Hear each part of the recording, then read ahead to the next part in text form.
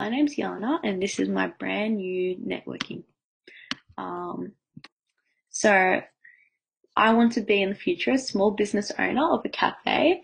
I want to bring a new light on cafes in Melbourne, especially, and I want to give opportunity to artists to sell their art there and chefs to be creative. Just give a opportunity for the people in the arts to really shine. Here's all of that. Here's my strengths inventory. My top three are kindness, social intelligence, and creativity. Based on my top 10 results, I can determine that my main skills are my kindness, ability to listen to others, and understand what others are saying. Work as a team, remain socially aware, put forward creative and new ideas, and effectively take in other people's ideas without judgment.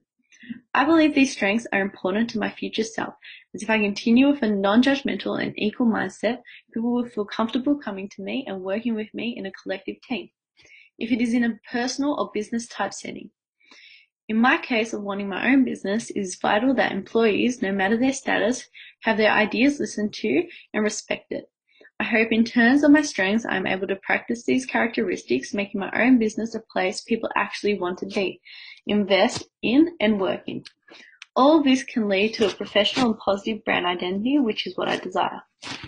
I also think that in the future, in terms of being in a business setting, it is important to develop and change with the times instead of remaining stuck in the past, which is achievable by listening to new people's advice with a non-judgmental ear. Creativity is important as it ensures that what I put forward is innovative and has integrity, which I value as an aspect of success. My weaknesses include courage, motivation, and leadership. I wish to develop these aspects in future, as I do believe to become a harder working individual and actually achieve my future goals, these characteristics must be developed. Leadership as a characteristic is important, and I can work on that, but I believe I can still be successful as a leader using my other skills to achieve what a conventional leader does. Here's some quotes. You can pause. My strength spotting. Based on my strength spotting scale, I can determine that my strongest area is ability. Ability is determined based on how capable you are at strength spotting itself. Based on this, I am able to easily identify others' strengths and recognize what position in a group task or business sense that they would be most suited in. My mid-scoring results include emotional, which is the emotional response I receive from strength spotting, as well as frequency, which is how often I strength spot. These are mostly self-explanatory. My lowest scoring results are motivation and application. This shows that actually putting my strength spotting skills into practice and being motivated to use them in the real world is lacking. By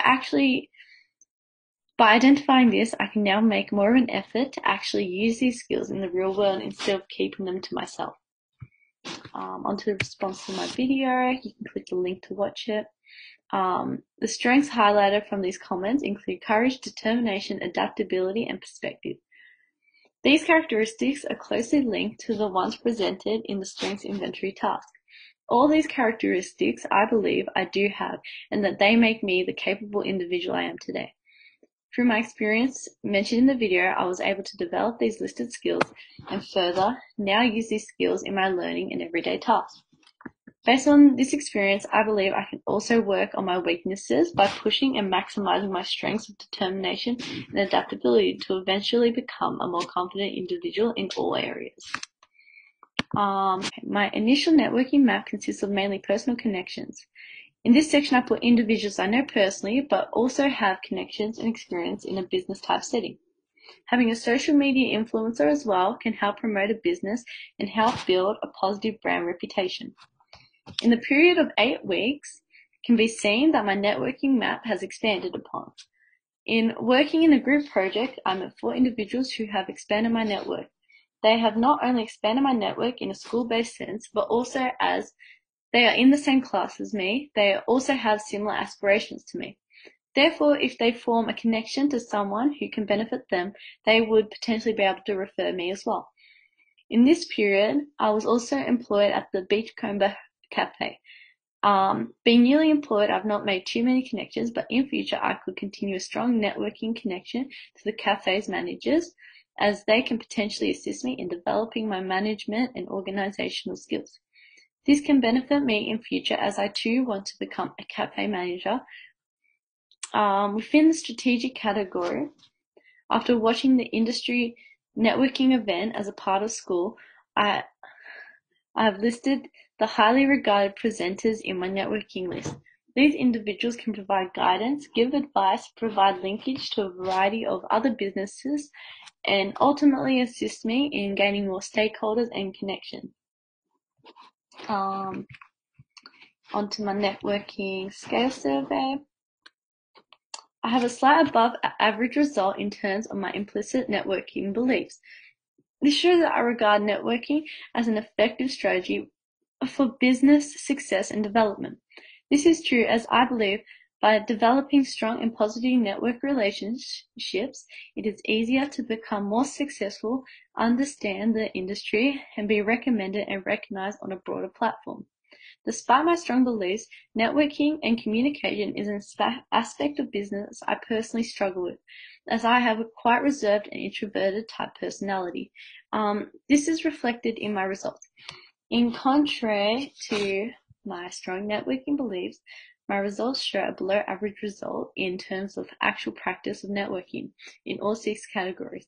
The 6 categories include both externally and internally building my networks, maintaining my networks, and using my networks. For 5 of the categories, I have the mean result of 2. Unfortunately, these results are all below the group mean. Despite this, my high scoring result relative to the group's mean was building my external networks. I scored a result of 2, with the group mean being 2.45, giving a performance relative score of 81.63%.